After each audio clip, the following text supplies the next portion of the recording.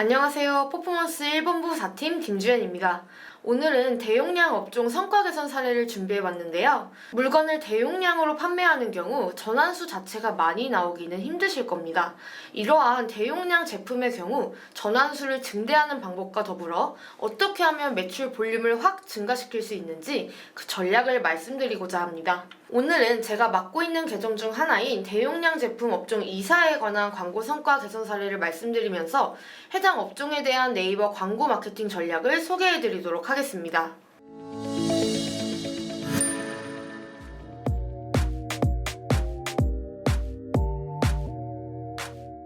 먼저 광고주 정보인데요. 광고주의 KPI는 브랜딩과 매출액 증대였습니다.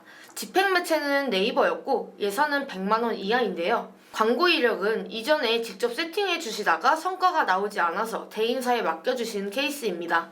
희망 타겟은 없는 상황이었는데요. 이렇게 저는 스pen딩이 큰 업체만 맞는 것이 아니라 100만원 이하의 저예산 파워링크 광고도 많이 집행을 하고 있는데요. 그러면 파워링크 광고의 대시보드를 보면서 구체적으로 설명드리도록 하겠습니다.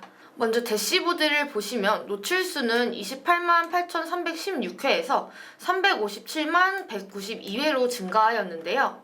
또한 클릭수도 보시면 2,646회에서 7,301회로 증가하였습니다.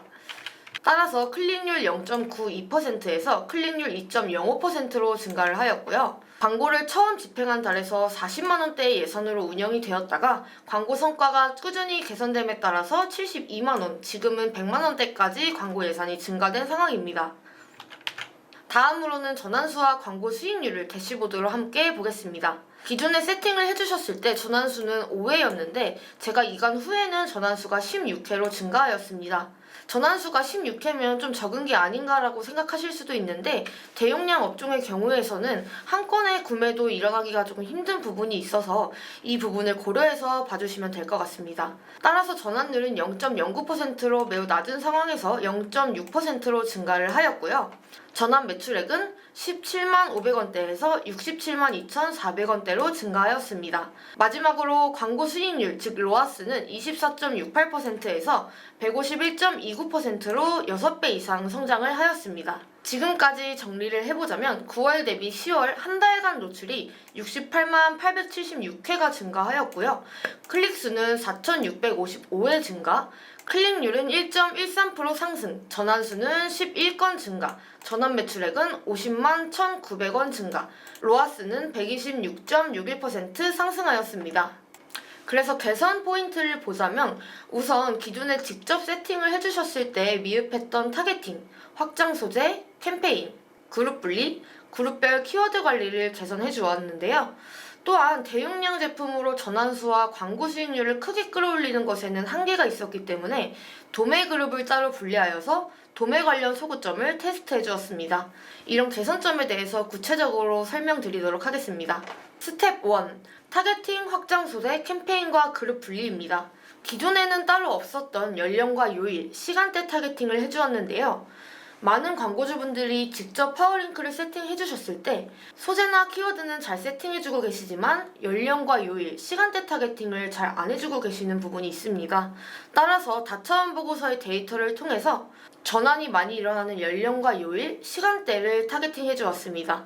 또한 별도의 확장 소재가 등록이 되어 있지 않았는데요. 보통 광고주분들이 소재는 잘 보시지만 확장 소재 탭에 들어가서 별도의 확장 소재를 등록해주지 않고 계세요. 따라서 이미지형 서브링크 확장 소재와 추가 설명을 테스트해주었습니다. 이 이미지형 서브링크 확장 소재가 어떤 건지 직접 네이버 지면에 들어가서 한번 보여드리도록 하겠습니다. 보시면 네이버 지면에서 대용량 세제라고 검색을 해봤습니다. 가장 상단 지면에 노출되는 것이 바로 파워링크 광고인데요. 이 파워링크 광고가 무조건 제일 상단에 노출되는 것은 아니고 해당 키워드를 검색했을 때 가장 관련도가 높은 광고 구자를 먼저 노출시켜주는 것이 있어서 어떤 키워드를 검색했을 때는 네이버 가격 비교라든지 또는 플러스 스토어가 먼저 노출되기도 한다는 점 참고해주시면 좋을 것 같습니다. 그래도 보편적으로 가장 상단에 노출되는 것이 바로 파워링크 광고이고요.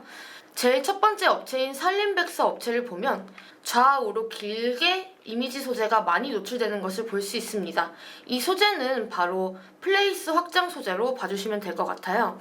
그래서 우리 사이트가 플레이스 업체에 등록이 되어 계시다면 플레이스 연동 소재를 통해서 가장 많은 이미지를 노출시킬 수 있는 플레이스 연동 소재도 추천을 드리고 있고요. 다른 업체들을 보시면 먼저 단일형 이미지 소재라고 해서 한 개의 이미지만 노출시켜주는 경우가 있습니다.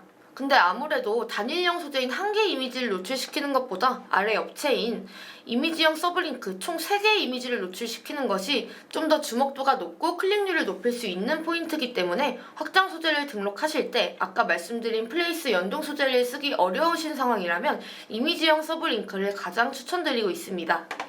이어서 스텝 1의 남은 개선점은 초기에는 제품별 캠페인만 분리를 해주시고 계셨는데요. 그 다음으로는 도매, 자상호, 벌크 제품별 이렇게 캠페인을 분리해줬고 각 캠페인별 그룹을 세분화하여서 키워드와 소재 관리를 해주었습니다. 보통은 우리 자사 있는 제품별로 그룹을 분리해주시는 건 잘하고 계시지만 자상호라든지 모든 제품을 관리할 수 있는 벌크 그룹 그리고 소급 포인트를 발굴하여서 해당 소급 포인트 그룹을 분리해주시는 부분들은 조금 어려워하고 계신데요. 이렇게 그룹을 세분화하여서 각 그룹에 맞는 소재를 테스트해주고 키워드를 지속적으로 발굴하는 부분이 중요하다고 볼 수 있겠습니다. 스텝 2는 도매 관련 소구점 발굴입니다. 이 스텝 2가 아무래도 가장 큰 성과 개선에 기여를 한 부분인데요. 스텝 1의 개선점에서 클릭률과 전환수, 광고 수익률이 증대되었지만 성과가 엄청나게 좋아졌다라고 말할 수는 없어서 전환 매출을 더욱 증대시킬 수 있는 다른 전략이 필요한 상황이었습니다. 대용량 제품은 그 교체 주기가 길다는 것이 특징인데요. 한번 대용량 제품을 구매했다면 오래도록 안 살 가능성이 높기 때문입니다. 따라서 도매라는 소구점을 발굴하여서 병원, 학교, 급식소 등에 한 번에 많은 수량이 구매될 수 있도록 소재를 발굴해 주었습니다. 다시 네이버 지면으로 가보겠습니다. 자사의 제품을 보면 세제나 식기세척제, 린스, 또 세정제 이런 제품들이 많았는데요. 이런 대용량 제품들을 주로 구매할 만한 타겟이 학교의 급식소라든지 병원, 호텔 등과 같은 타겟들이 있다는 것을 발굴해냈습니다. 급식소 앞치마를 검색해봐도 이런 식으로 대용량 앞치마를 판매하는 소재들을 많이 볼 수 있는데요. 이러한 그룹을 발굴하고 해당 그룹에 맞는 소재를 테스트해봄으로써 B2C가 아니라 B2B처럼 대용량 문의가 많이 들어오기 시작했습니다. 앞으로 해당 업체는 꾸준한 전환수 증대와 로아스 상승 그리고 도매 문의 증가를 위해 키워드를 발굴하고 확장 소재를 테스트해볼 예정입니다. 기존에 테스트 중인 병원이나 학교 급식소 이외에도 도매 문의가 많이 들어올 만한 업체들을 지속적으로 발굴하고 그룹에 따른 소재를 테스트함으로써 도매 문의 수를 확장해 나갈 예정입니다. 해당 이사의 경우는 스마트 스토어가 따로 없어서 자사몰 파워링크를 통해 전환수 증대, 도매 문의 증가 등의 성과를 개선시키고 있었는데요. 처음에는 B2C 업종이라고 생각했지만 업종의 특성상 B2B 쪽으로 소구 포인트를 잡아보면서 잘 팔리지 않는 제품도 매출액을 증대시켜서 성과를 개선시키고 있습니다. 파워링크 검색 광고가 검색 광고의 가장 기본이라고 하더라도 어떻게 세팅하냐에 따라서 성과가 좌우되는데요. 오늘 말씀드린 파워링크 뿐만이 아니라 쇼핑 검색 광고를 비롯한 네이버 검색 광고에 대해 궁금하신 점이 있으시다면 저 김주현 마케터에게 편하게 문의해 주시길 바라겠습니다. 오늘 영상 시청해 주셔서 감사합니다.